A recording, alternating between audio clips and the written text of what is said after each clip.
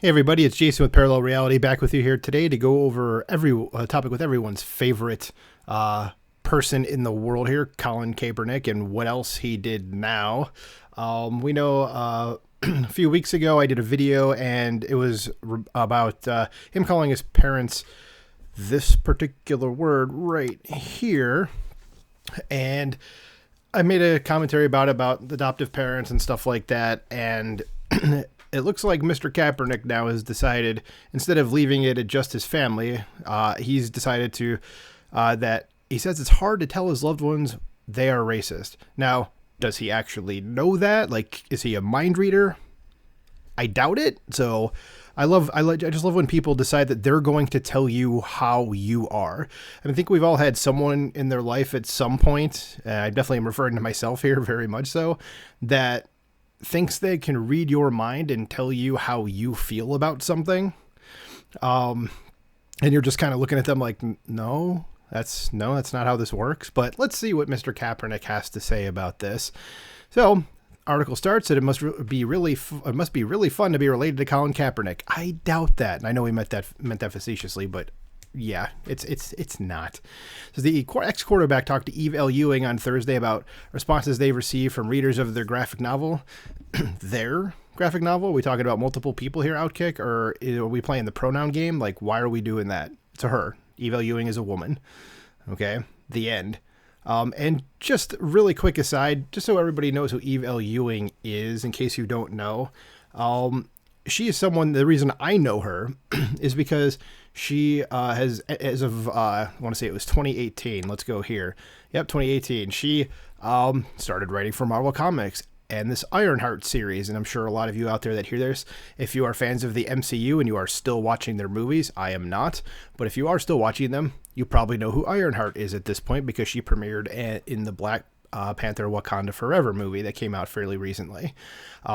Now, you may be asking yourself, what does that have to do with anything? And just to give you the frame of mind of where Ewing is coming from in her perception of reality, is the reason she wanted to write this character who existed before her, just an FYI, she didn't create the character, she just picked it up, the character up, started to write. The reason she wanted to write this character is because she literally said, I have the same hair type as this character. And this character's from Chicago. That's it. Okay? Had nothing to do with her ability to do it. She had never written a comic book series before, but Marvel just kind of was like, oh yeah, that sounds good. Let's go ahead and get this woman to write this comic book. And of course, nothing happened with that. I mean, she wrote it, but nobody cared and it went away. The character's still around though. Anyway, it says their book, again, the stupid pronoun thing. So her book, Change the Game, is an autobiographical account of Kaepernick's life as a teenager. Because, you know, someone in their 30s needs to tell us that already. It says Kaepernick got a lot of backlash, and deservedly so, last month for saying that his white adoptive parents perpetuated racism. They don't, but anyway. It says, but according to Kaepernick, lots of people think their parents are racist too. No, they do not. I can tell you right now, I have never thought that for a second about my parents, nor anybody else's parents. And I can tell you none of my friends have even said that about their own parents. Okay, so that's just not a thing, all right?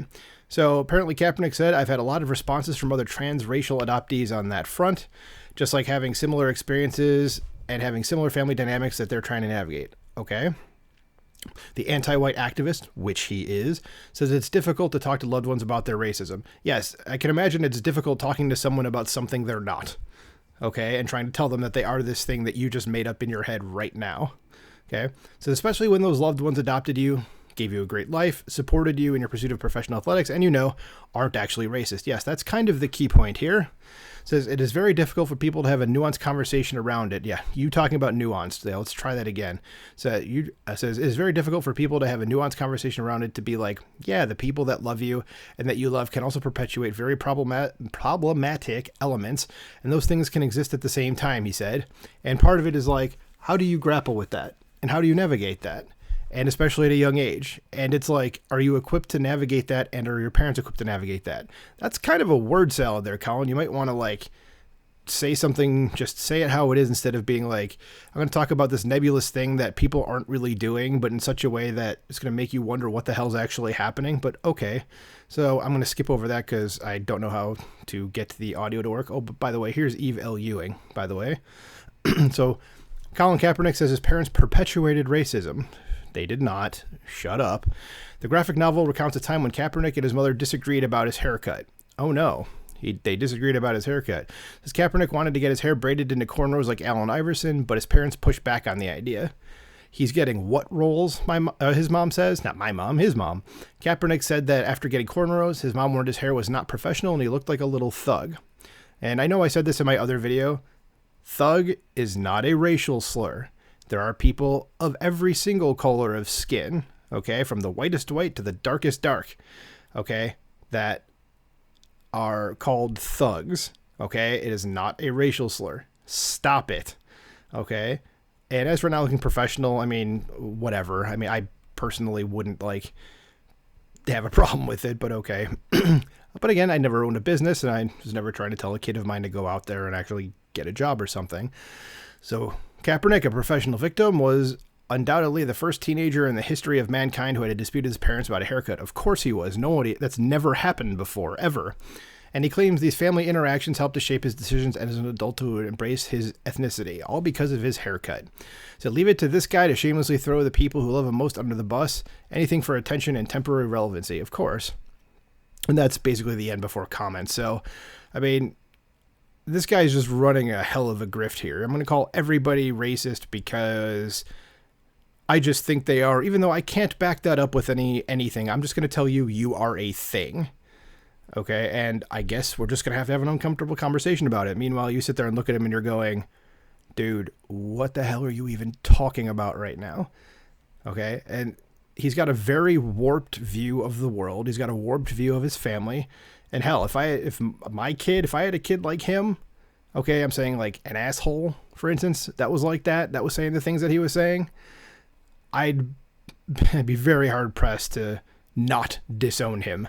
Yeah, he's just such an ungrateful, insert choice word here at this point, but I don't know. I don't even know what else to say about this. I think I covered everything in my last video because it's kind of the same thing. This is more or less like an addendum to this with the extra added bonus of Ewing being thrown into the equation because I guess, what was it, that they did a graphic novel about Kaepernick's life? I mean, is his life really that interesting that they're like making biographies or graphic novels about Kaepernick for someone in like his mid to late 30s?